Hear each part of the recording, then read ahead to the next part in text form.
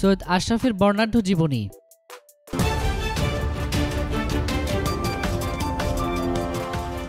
এটা হয়তো নিয়তি নির্ধারিত ছিল।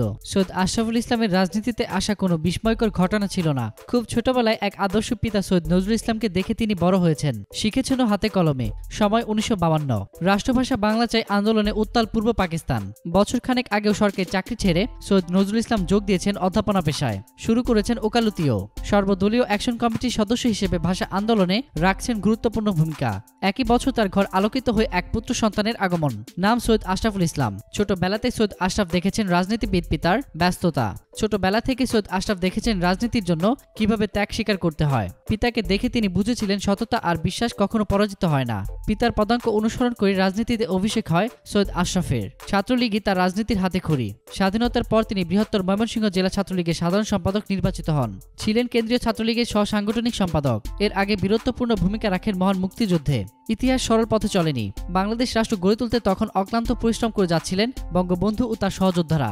কিন্তু ষড়যন্ত্রকারীরা বসেছিল না। 1975 সালে 15 আগস্ট আগাথানে তারা সপরিবারে হত্যা করা হয় জাতির জনক বঙ্গবন্ধু শেখ মুজিবুর রহমানকে। নির্মম এই হত্যাকাণ্ডের পর আওয়ামী লীগের কিছু নেতা হাত মেলান খুনিদের সঙ্গে। বারবার চাপ দেওয়া হয় জাতীয় চার নেতাকে, কিন্তু তারা আপোষ করেননি।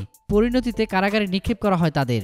আর কারাগারে 1975 সালে 3 নভেম্বর হত্যা করা হয় জাতির চার নেতা সৈয়দ নজরুল ইসলাম, তাজউদ্দিন আহমেদ, এম মনসুর আলী এবং এএসএম কামরুজ্জামানকে। সেই সময়কার কথা স্মরণ করিয়ে দিয়েই কয়েক মাস আগে সৈয়দ আশরাফুল ইসলাম ঢাকায় এক অনুষ্ঠানে বলেছিলেন, আওয়ামী লীগের সবাই মোস্তাক হয় নাই, সবাই বঙ্গবন্ধুর সঙ্গে বিশ্বাসঘাতকতা করেনি। অনেকেই নিজের জীবন দিয়েও বঙ্গবন্ধুর প্রতি বিশ্বাস রক্ষা করেছিলেন। 1975 সালে পিতাকে হারানোর পর বিলাতে চলে যান সৈয়দ আশরাফ। সেখানে আওয়ামী লীগকে সংগঠিত করতে গুরুত্বপূর্ণ ভূমিকা রাখেন। দীর্ঘ প্রবাস জীবন শেষে দেশে ফিরে এসে সক্রিয় হন আওয়ামী লীগের রাজনীতিতে। অংশ নেন 1996 সালে সংসদ নির্বাচনে। 7ম সংসদ নির্বাচনের পর গঠিত আওয়ামী লীগ সরকারে তিনি বেসামরিক বিমান ও পর্যটন প্রতিমন্ত্রীর দায়িত্ব পালন করেন। তবে রাজনৈতিক জীবনে সৈয়দ আশরাফ সবচেয়ে গুরুত্বপূর্ণ ভূমিকা রাখেন জরুরি জমানায়। শেখ হাসিনার জন্য তখন বৈরী সময়। এক পর্যায়ে তিনি গ্রেপ্তারও হন।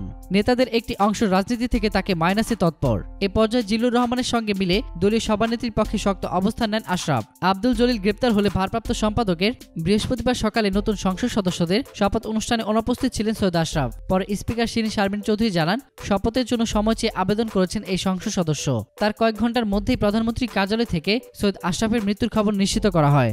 এতক্ষণ ফ্রিকি নিউজের সাথে থাকার জন্য আপনাদের সবাইকে ধন্যবাদ।